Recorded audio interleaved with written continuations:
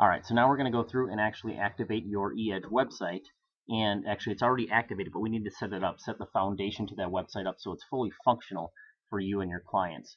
So what we're going to do is from the MyKW dashboard, or control panel I should say, all we're going to do is you have two options. Under marketing, you can hover over that and then just go manage eEdge website, or you can go to marketing, show more options, and manage your eEdge website. You can also do your eAgency website from here, and within the program there is a tab called Website 101, and that actually goes through the eAgency website. So you do have the two websites that you are given here, so you can use which one you prefer. And then we're going to go into the eEdge one for right now. So manage the eEdge website, and that will bring you right into the tab. Right now the menu bar is on the left hand side. This will be switching to the top, and just to give you a little more functionality and a little more ease to use the program, it's going to have drop down menus.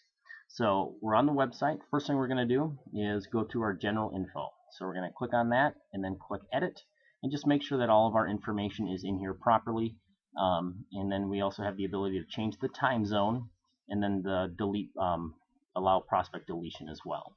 So we can change the phone number, the fax number, make sure that's all right. Then all you have to do is hit save, and then that should update for you. And then profile info. The first thing you're going to want to do is get your photo in there. Your photo is what's going to show up on, I'll go to the home page here. So my home page, this is what's going to show up on my home page, is my photo.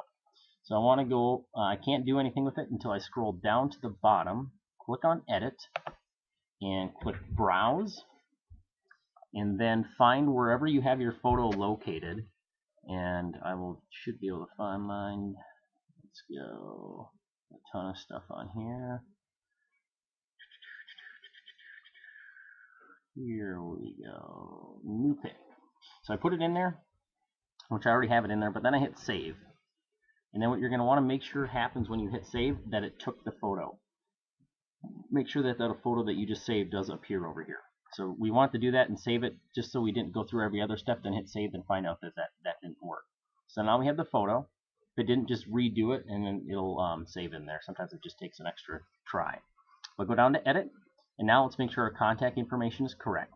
Our cell phone is in there, our login email, and then I'm going to touch on these, the external email and the alternate website. This was something that was added per the request of the agents, and that is the ability on all of the marketing material. So this would be the 33 touches, 8x8s, the material that you print off, the flyers, and so on and so forth. If you want to use an external email address, so you've already been branding yourself as one certain email address, you want to use that, you have the ability to do that.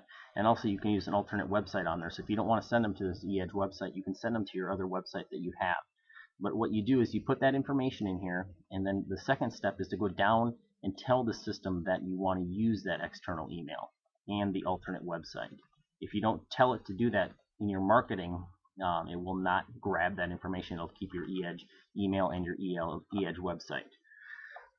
There's some advantages to the eEdge email. I would talk with your team leader on this to find out what would be the best option for you and how to go. And the reason why is if you take the email out of the eEdge system, it has no way of tying the communication.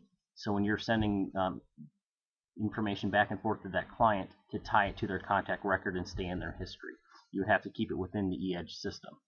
So there are some different options for that. You can IMAP stuff, which will go in the advanced area, but you can IMAP to Outlook, and most of the smartphones have that capability as well. Gmail at this point does not.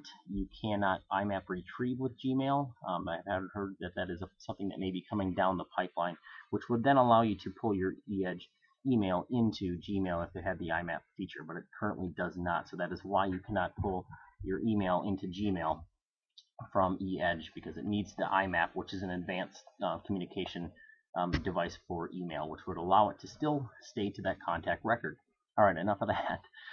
Put in your password, and then your agent MLS ID. You're going to want to make sure that you have set up your IDX for your eEdge website. You need to have IDX on there. IDX just gives it the capability to show every single listing on your MLS on your website. You want to have that full featured website. So if you do not have the capability, like if you, I'm going to delete one, but if you hit add agent MLS ID and all it shows you is KWLS as the dropdown and not your MLS, you need to go into the MLS administration and go through the steps on setting up your IDX, because you want to add that IDX so then you get the full capability of having all your listings.